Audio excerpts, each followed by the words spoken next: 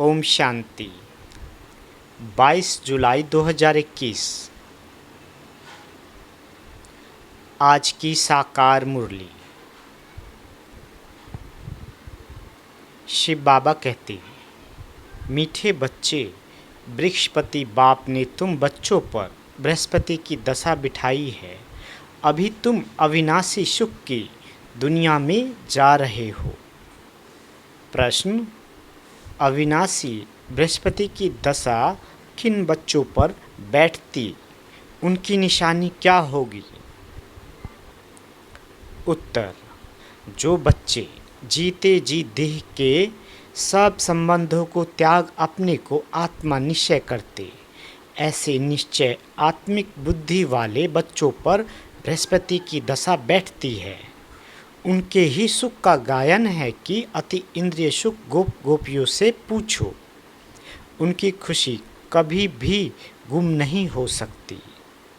आज का गीत ओम नमो शिवाय। ओम शांति। बच्चों ने बाप की महिमा सुनी। आज के दिन को कहा ही जाता है बृहस्पति डे, जिसको मिलाकर कहा है बृहस्पति। इनको ही गुरुवार भी कहा जाता है, ना सिर्फ गुरुवार परंतु सतगुरुवार बंगाल में बहुत मानते हैं। गाया जाता है मनुष्य सृष्टि का बीज रूप, इसलिए बृहस्पति कहते हैं। बीज ठहरा तो पति भी ठहरा। वृक्ष के बीज को बाप भी कहेंगे। उनसे वृक्ष उत्पन्न होता है। यह है मनुष्य सृष्टि रूपी झाड़, इनका बीज ऊपर में है। तुम जानते हो, हम बच्चों पर अब अविनाशी बृहस्पति की दशा है, क्योंकि अविनाशी स्वराज मिल रहा है। सतयुग को कहा ही जाता है अविनाशी सुख धाम। कलयुग को कहा जाता है विनाशी दुख धाम। अभी दुख धाम का विनाश होना है। सुख धाम अविनाशी है, आधा कल्प चलता है। जो अविनाशी बृहस्पति स्थापन कर रहे हैं। बच्चों को सर्विस के लिए पॉइंट्स नोट करनी है। प्रदर्शनी में ये पॉइंट्स मुख्य समझाने की है, क्योंकि मनुष्य तो कुछ भी जानते नहीं, बरोबर ये है ज्ञान। अब बाप यह ज्ञान देते ही है नई और पुरानी दुनिया के बीच में, फिर ये प्रायलोप हो जाता है। देवताओं को यह ज्ञान नहीं होता है। अगर यह चक्र का ज्ञान हो तो फिर राजाई में मज़ा ही ना आए। अभी भी तुमको ख्याल होता है ना, क्या राज लेकर फिर हमारी यह हालत होगी? परंतु यह तो ड्रामा बना हुआ है। चक्र को फिरना ही है। वर्ल्ड की हिस्ट्री ज्योग्राफी रिपीट हो रही है। कैसे रिपीट हो रही है, यह तुम बच्चे जानते हो। यह है मनुष्य सृष्टि। तुम्हारी बुद्धि में मूल वतन का झार भी है। सेक्शन सबका अलग अलग है। यह बातें कोई की बुद्धि में कभी नहीं होगी। बाबा कहते, कोई शास्त्रों में तो ये लिखी हुई नहीं है। हम आत्मा असुल शांति धाम की रहवासी है, अविनाशी है, कब विनाश हो नहीं पाते। वह समझते हैं बुदबुदा पानी से निकल फिर उसमें मिल जाता है। तुम्हारी बुद्धि में सारा राज है। आत्मा अविनाशी है, जिसमें सारा पाठ नूंधा हुआ है। यह चक्र का नॉलेज कोई शास्त्रों में नहीं है।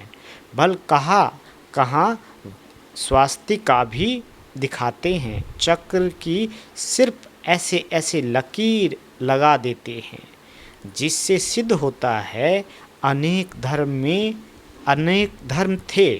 बाप ने समझाया है मुख्य धर्म और शास्त्र है 4।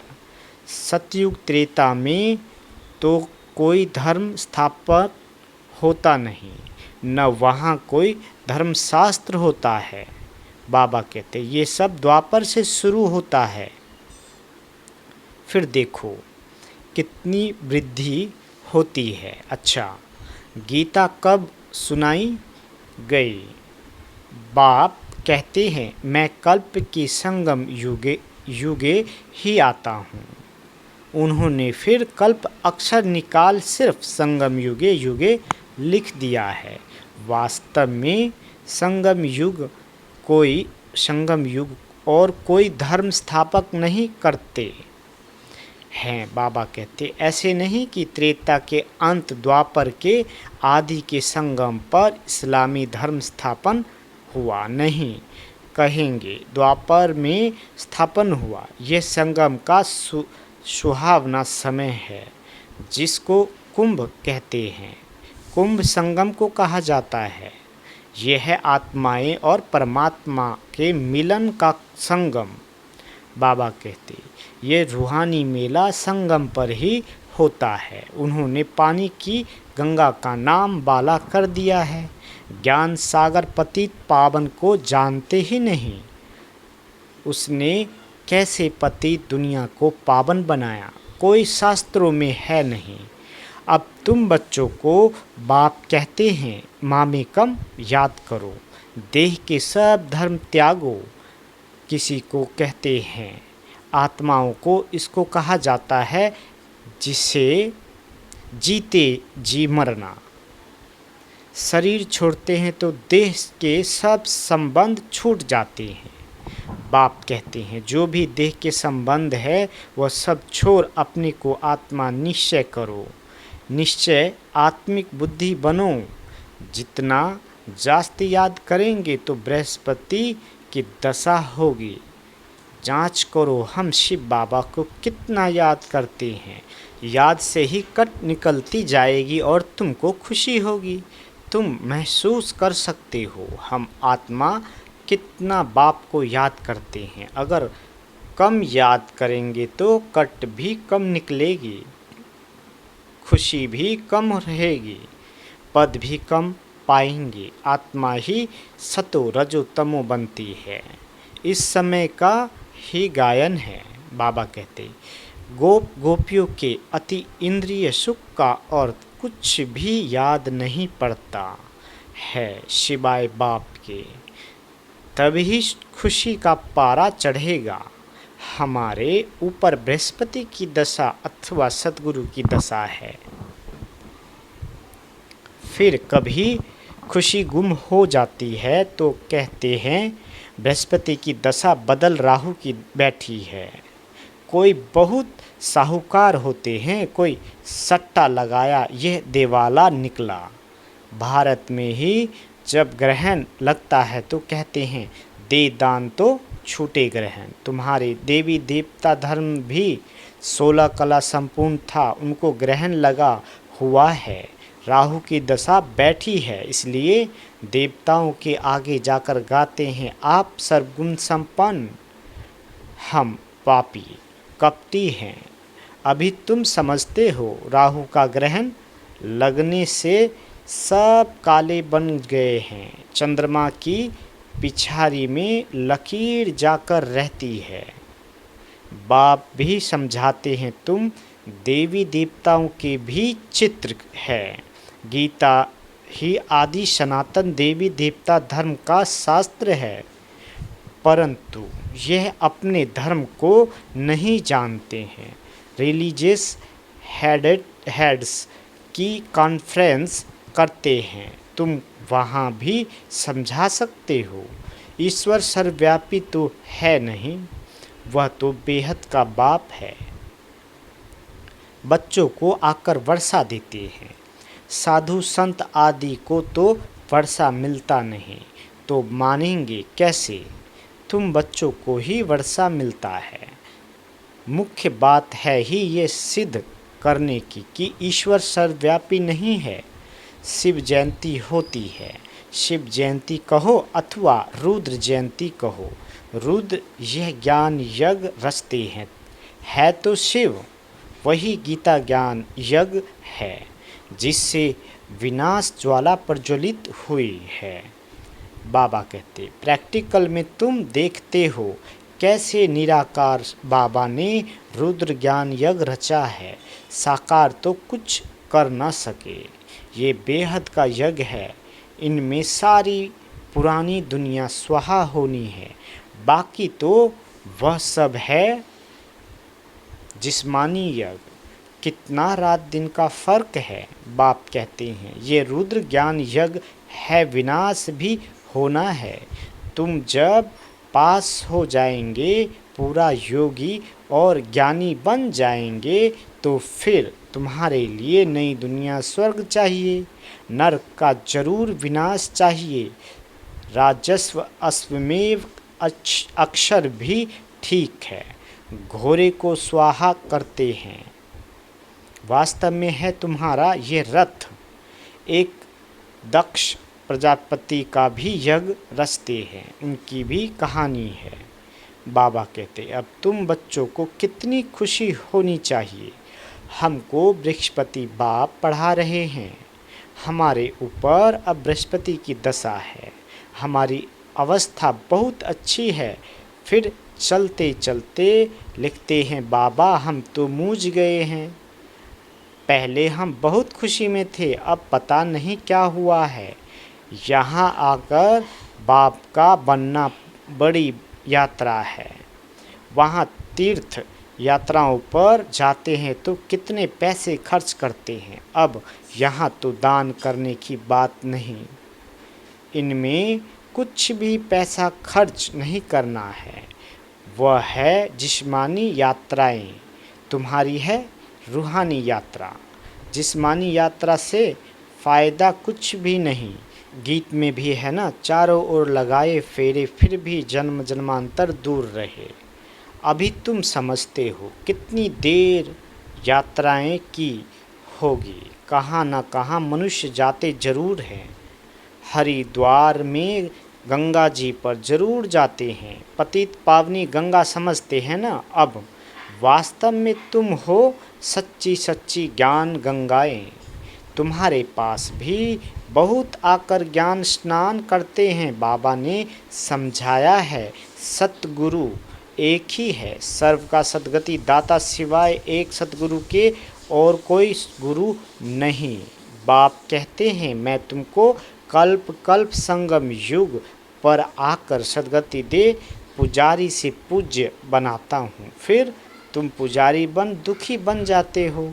ये भी अभी पता पड़ा है बरोबर। हमारा आधा कल्प राज चलता है, फिर द्वापर में हम सो देवी देवता वाम मार्ग में चले जाएंगे। जब रावण राज शुरू होता है तब से ही वाम मार्ग शुरू होता है।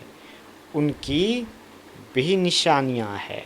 जगन्नाथ के मंदिर में जाओ तो अंदर काली मूर्ति है, बाहर में देवताओं के गंदे चित्र हैं। उस समय अपने को भी थोड़े ही समझ में आता था कि क्या है। विकारी मनुष्य विकारी दृष्टि से देखेंगे तो समझते थे देवताएं भी विकारी थे। ये लिखा हुआ है देवताएं वाम मार्ग में जाते हैं। ड्रेस भी देवताओं की दी है। यहाँ भी दिलवारा मंदिर में जाओ तो ऊपर में स्वर्ग लगा हुआ है, नीचे तपस्या में बैठे हैं। इन सब राजों को और कोई जानते नहीं है। बाबा का तो अनुभवी रथ है ना। तुम बच्चे अब समझ रहे हो आत्माएं और परमात्मा अलग रहे बहुकाल।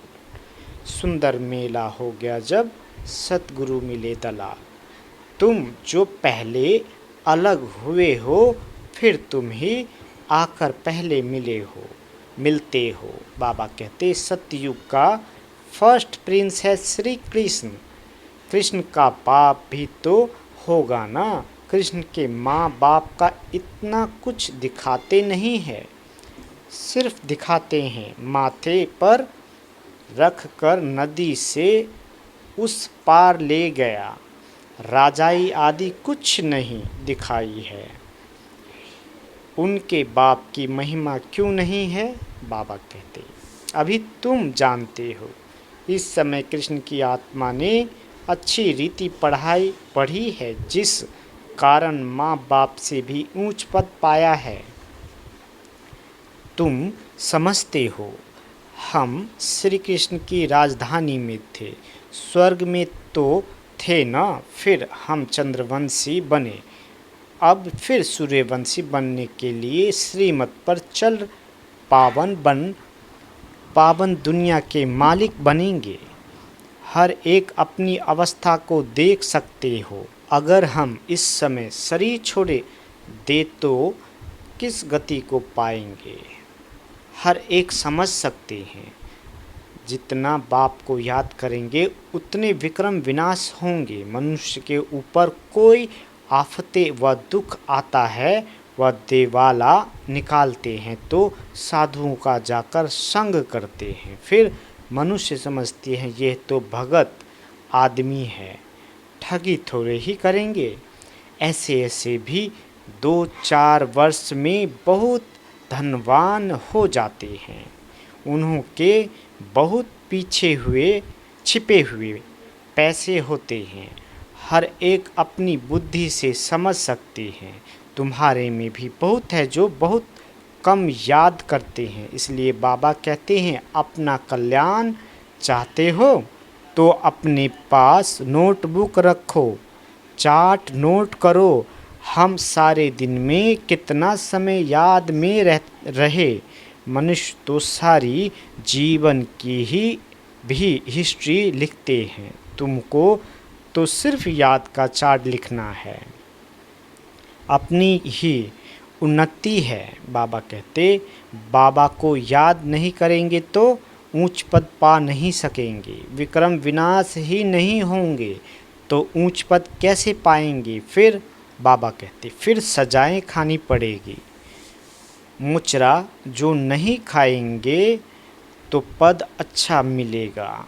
मुचरा खाकर फिर कुछ थोड़ा बहुत पद पाना वह क्या काम का। धर्मराज का मोचरा न खाएं, बेइज्जती न हो, यह पुरुषार्थ करना है। तुम देखते हो शिव बाबा बैठा रहता है, फिर धर्मराज भी है, तुमको सब साक्षात्कार कराते हैं। तुमने ये किया था, याद है? अब खाओ सजा। फिर उसी समय सजाएं उतनी ही खाते हैं जितनी जन्म जन्मांतर खाते हैं। पिछारी में थोड़ा रोटी टुक्कर मिला, उससे क्या फ़ायदा? मुचरा तो नहीं खाना चाहिए। बाबा कहते, अपनी अवस्था की जांच करनी है। जैसे पोता मेल निकालते हैं, कोई 6 मास का, कोई 12 मास का, कोई तो रोज का भी निकालते हैं। बाप कहते हैं, तुम भी व्यापारी हो। कोई विरला व्यापारी बेहद के बाप से व्यापार करे। धन नहीं तो तन मन तो है ना। उनको सराफ भी कहते हैं।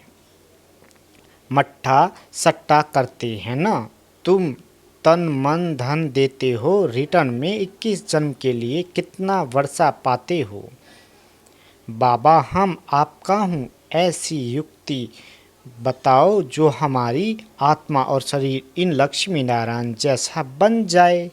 बाबा कहते हैं, मैं तुमको कितना गोरा बनाता हूँ, एकदम रूप ही बदल देता हूँ।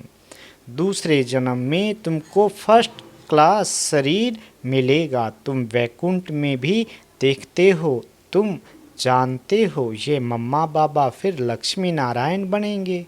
एम ऑब्जेक्ट भी दिखाते हैं। अब जो जितना पुरुषार्थ करे, अगर पुरुषार्थ पूरा नहीं करेंगे, धम्पा मचाएंगे तो अपना पद ही भ्रष्ट करेंगे। अच्छा, मीठे मीठे शकील दे बच्चों प्रति माता पिता बाप दादा का याद प्यार और गुड मॉर्निंग। रूहानी बाप की रूहानी बच्चों को नमस्ते। हम रूहानी बच्चों की रूहानी माता पिता बाप दादा को याद प्यार, गुड मॉर्निंग और नमस्ते। मीठे बाबा नमस्ते। धारणा के लिए मुख्य सार। पहला, अपनी अवस्था की जांच स्वयं ही करनी है। अपने कल्याण के लिए डेली डायरी रखनी है। जिसमें याद का चार्ट नोट करना है। दूसरा, बेहद के बाप से सच्चा सच्चा व्यापार करना है। अपना तन मन धन बाप हवाले कर 21 जन्मों के लिए रिटर्न लेना है। निश्चय बुद्धि बन अपना कल्याण करना है। वरदान, पहली श्रीमत पर विशेष अटेंशन दे, फाउंडेशन को मजबूत बनाने वाले सहज योगी भाव। बाबा कहते, बाप दादा की नंबर 1 श्रीमत है कि अपने को आत्मा समझ बाप को याद करो। यदि आत्मा के बजाय अपने को साधारण शरीरधारी समझते हो तो याद टिक नहीं सकती। वैसे भी कोई दो चीज़ों को जब जोड़ा जाता है तो पहले समान बनाते हैं। ऐसे ही आत्मा समझकर याद करो तो याद सहज हो जाएगी। यह श्रीमत ही मुख्य फाउंडेशन है। इस बात पर बार बार अटेंशन दो तो सहज योगी बन जाएंगे।